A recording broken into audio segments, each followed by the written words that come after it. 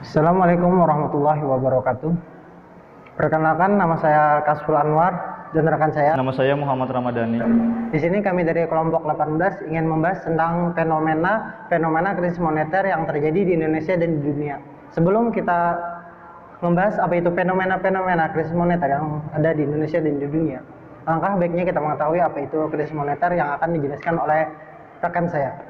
Krisis moneter adalah krisis yang berhubungan dengan uang atau keuangan suatu negara yang ditandai dengan keadaan keuangan yang tidak menentu sebagai akibat dari lembaga keuangan dan nilai tukar mata uang yang tidak berfungsi dan berjalan sesuai harapan. Setelah kita mengetahui apa, di sini kami akan membahas fenomena krisis moneter yang terjadi di Indonesia. Pada periode 1997 sampai 1998 menjadi saat kelabu bagi Indonesia. Pasalnya pada saat itu nilai tukar rupiah mencapai 16.800 per dolar AS. Perusahaan-perusahaan menjadi kadang kabut. Pasalnya hutang yang harus dibayarkan membengkak sebagai akibat pelemahan rupiah.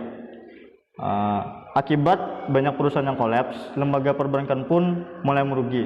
Pasalnya kredit macet di mana-mana. Tidak hanya merugi karena kredit macet, perbankan pun diserbu oleh masyarakat yang berbondong-bondong ingin mengambil uangnya dari perbankan. Kepercayaan masyarakat terhadap lembaga perbankan mencapai titik nadir. Akibat akumulasi dari semua peristiwa tersebut menjadikan angka kemiskinan meningkat. Membahas fenomena krisis moneter yang ada di Indonesia, marilah kita membahas fenomena krisis moneter yang ada di dunia. 1. Krisis minyak 1973. Krisis ini terjadi akibat embargo yang dilakukan oleh negara-negara penghasil minyak anggota OPEC terhadap Amerika Serikat dan negara sekutunya. Penyebabnya ialah Amerika Serikat dan negara sekutu menyuplai senjata kepada Israel saat terjadinya perang Arab-Israel. Akibat pasokan minyak yang berkurang, harga minyak pun melambung dan menyebabkan inflasi serta ekonomi yang stagnan. 2. Krisis rubel 1998. Korupsi, kebijakan reformasi ekonomi yang tidak efektif, devaluasi nilai rubel dan tidak stabilnya politik membawa Rusia kepada krisis moneter yang masif. 3. Kepanikan bank. Kepanikan ini terjadi pada tahun 1907 yang disebabkan oleh anjloknya pasar saham yang lebih dari 50% daripada tahun sebelumnya, yang disebabkan oleh overekspansi dan spekulasi pasar yang buruk yang menyebabkan hilangnya kepercayaan kepada bank.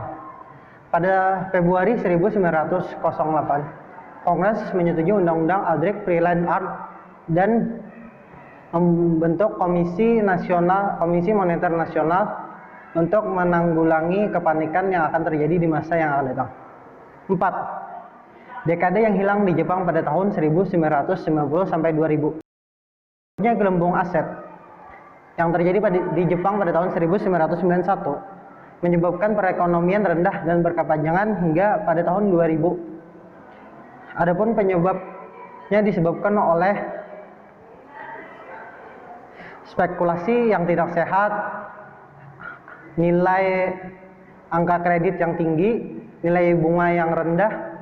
Untungnya Jepang pada masa krisis ini tidak mengalami resesi.